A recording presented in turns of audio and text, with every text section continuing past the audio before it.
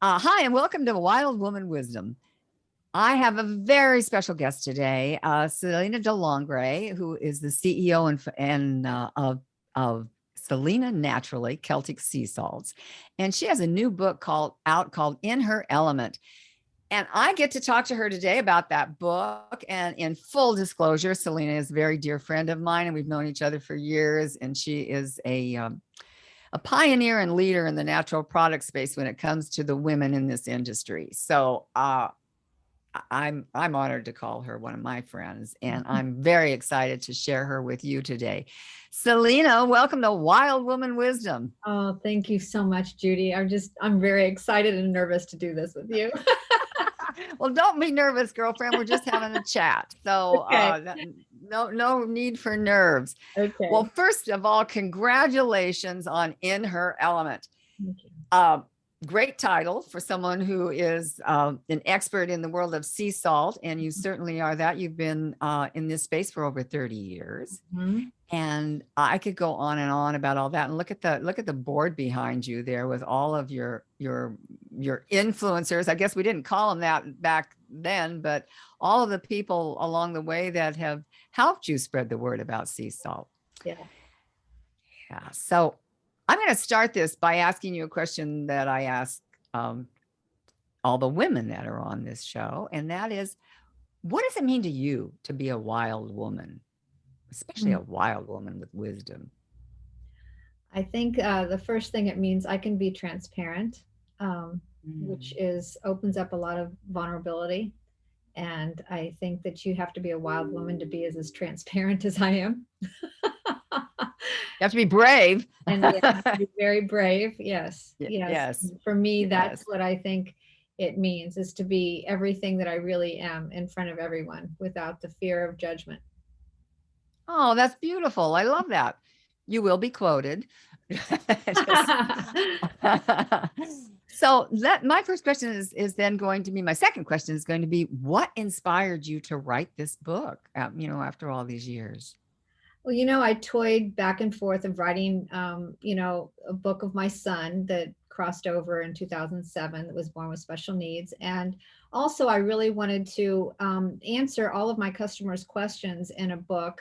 And I really wanted, the founder of the company, Jacques Delangre, I wanted to have his book go out there in the audience again, Sea Salt's Hidden Powers. But there were so many updates that needed to be done with his book. And I didn't really feel that I had the right to rewrite his book. And so what I had the intention of doing is to write the most important points that he brought to the world, because he is the one that changed the whole reputation of salt. He is the one that started the speech about it, started talking about it. And I did take bits and pieces from his Sea Salt's Hidden Powers, the most important part, and brought it in the book. But it was also, I wanted to share with people that we're not just about salt from Brittany, France, and we're not just about a gray salt. We've spent the last 15 to 20 years looking for other salts that mimic the same composition of our body, the way the light gray salt does, and the way the founder of the company intended to bring a salt to our health. And so people just couldn't seem to get out of that gray box. They just wanted the gray salt.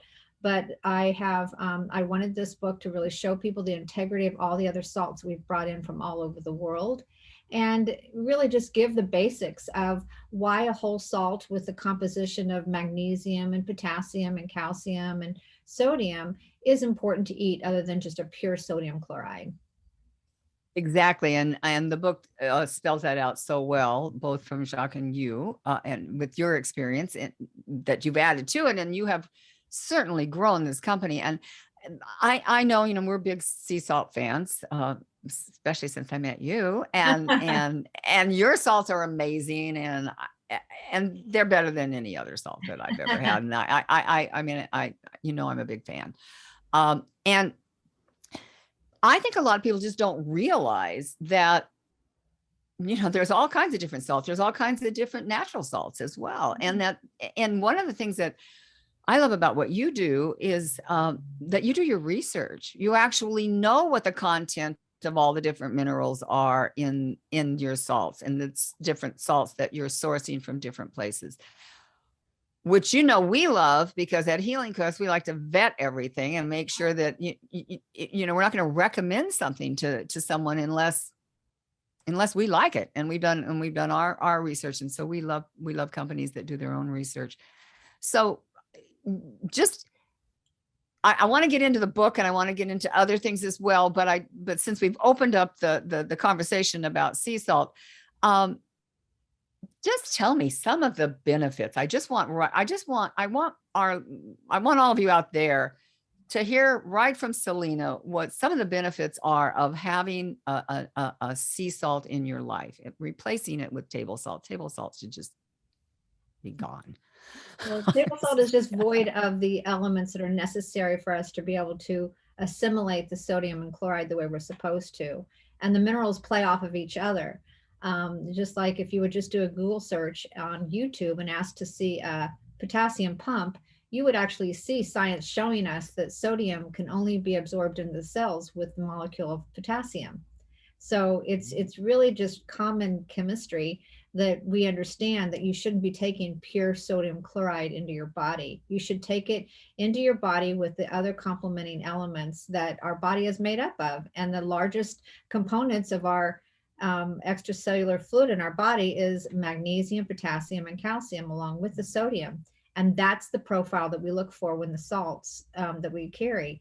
And I go over and above to where I wanted to see what other elements are in the salt. So we spent $18,000 a couple of years ago to have every one of the salts that I sourced analyzed with the 72 elements that they all have in them. And that's basically it. It is so simple. It doesn't really take a rocket scientist to understand, but it goes with all foods. All foods should be not isolated with their nutrients, but as whole as they can possibly be. And also the alkalinity is very important. So I look for salts that, you know, have a really good alkalinity and help to support that also. Well, and as we've said, you source your salts now from all over the world. And I mean, I've known you long enough to know when you go off on these adventures, and you really know salt. I'd have to say that there's probably, is there anyone else in that you go to learn more about salt from? I mean, I would imagine you're the expert at this point. About the salt sourcing, yeah, I'm the one that goes to the places where it's being harvested and make the changes that need to be made if I see that there's some, lack of integrity or purity, and I will go and make those suggestions and they will do it. I've even brought salt masters from one region to another region to help them improve the quality of those salts. So I really do think that, and I won't pick up a salt unless I've visited the location also to make sure the integrity is what it is. And some salts come back and the mineral analysis looks great, but when I see the conditions that they're actually either storing it in or harvesting it, I just have to make those, little small corrections, and they all make them. And I've built really strong relationships with all of my salt sources. As a matter of fact, during the whole COVID and the whole huge increase of sales, my salt sources all said, you're the first one in line to get the salts if we run out. So it's the relationship has really made this company what it is.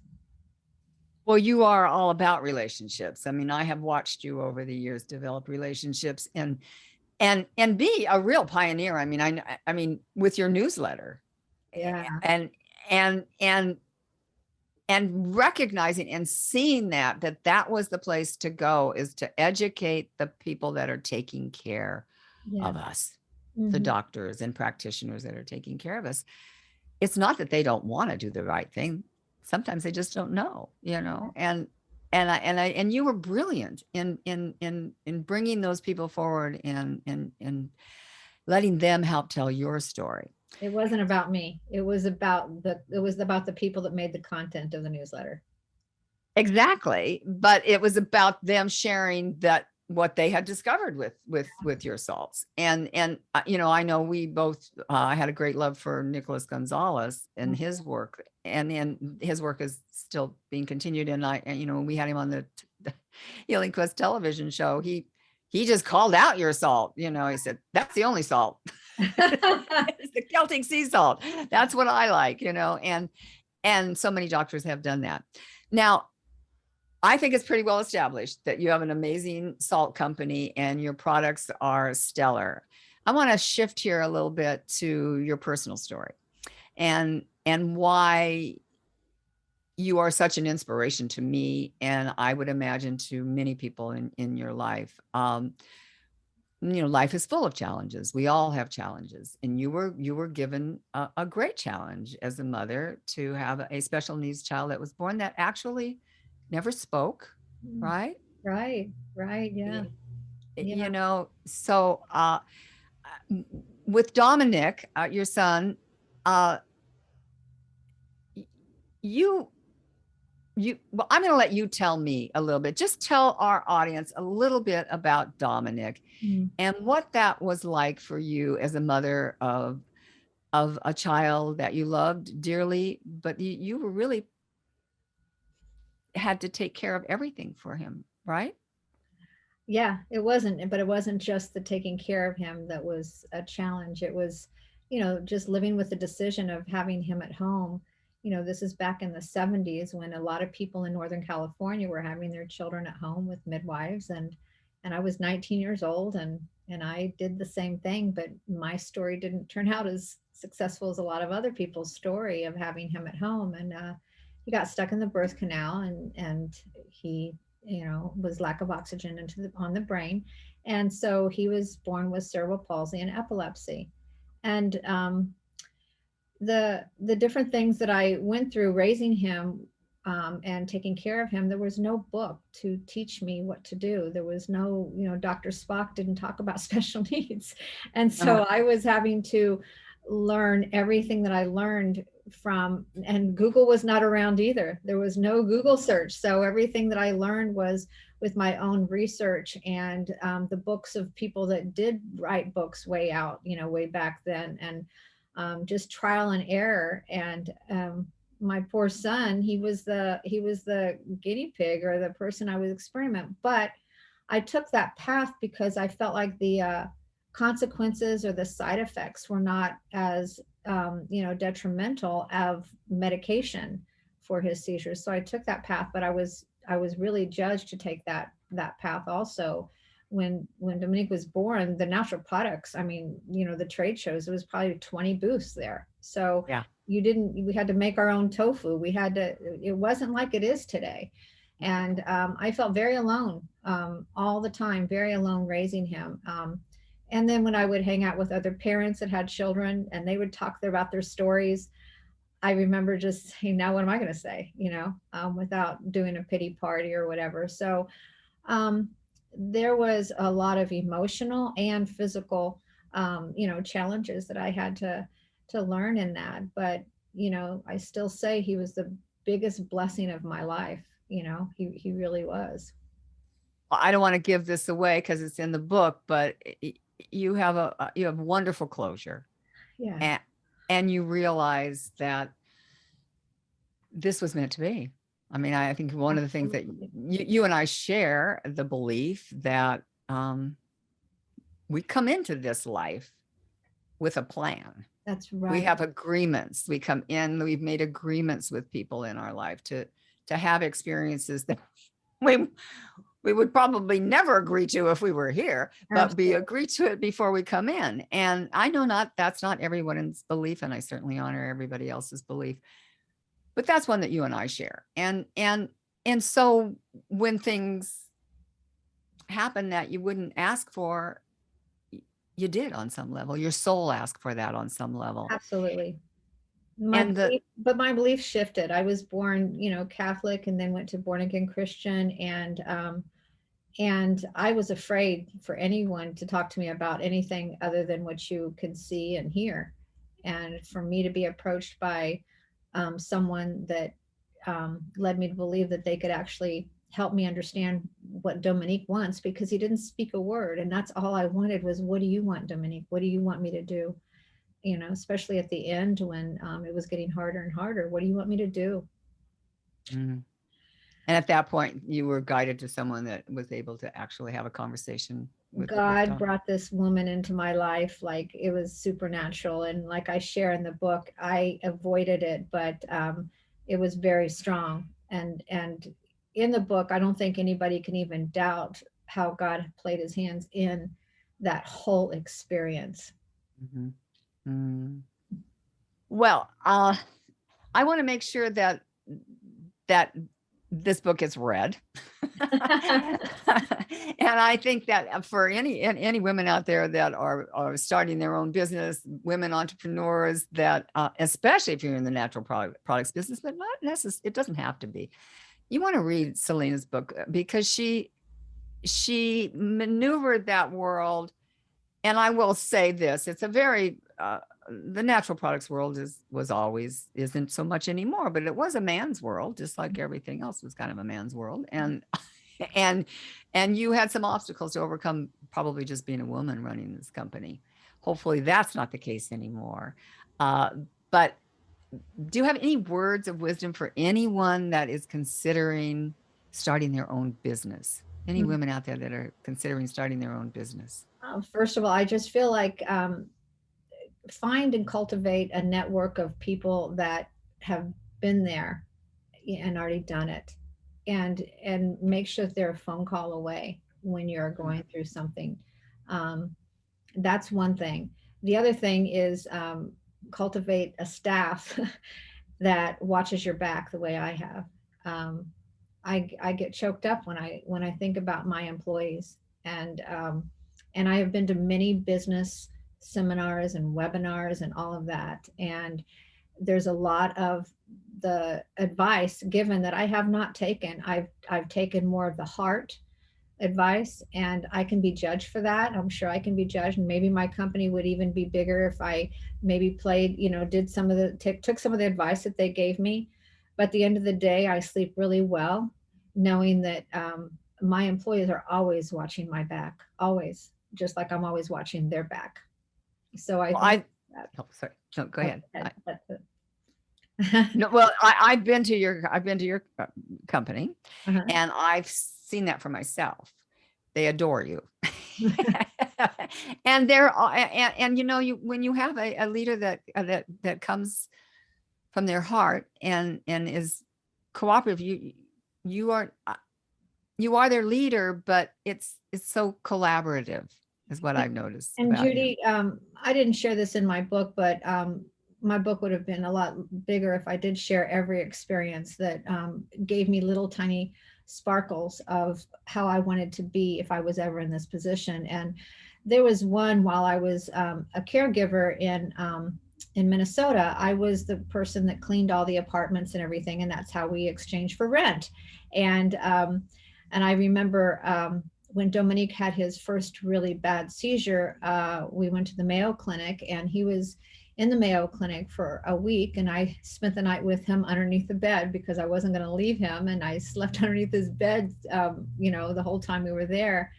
And when I came back to work, the manager pulled me into the office and said to me, what's going on? And I told her, and you can imagine, I just got the diagnosis that my son only has 5% of his brain that is going to work. And basically the neurologist said, you probably should go ahead and put him in an institution because you're just going to fall in love with him even more. And I'm just going to paint the picture. He will never drive. He's not going to graduate. He may never talk. So after getting that diagnosis of my son and going back to my boss and telling this story to her, she says, well, you know what?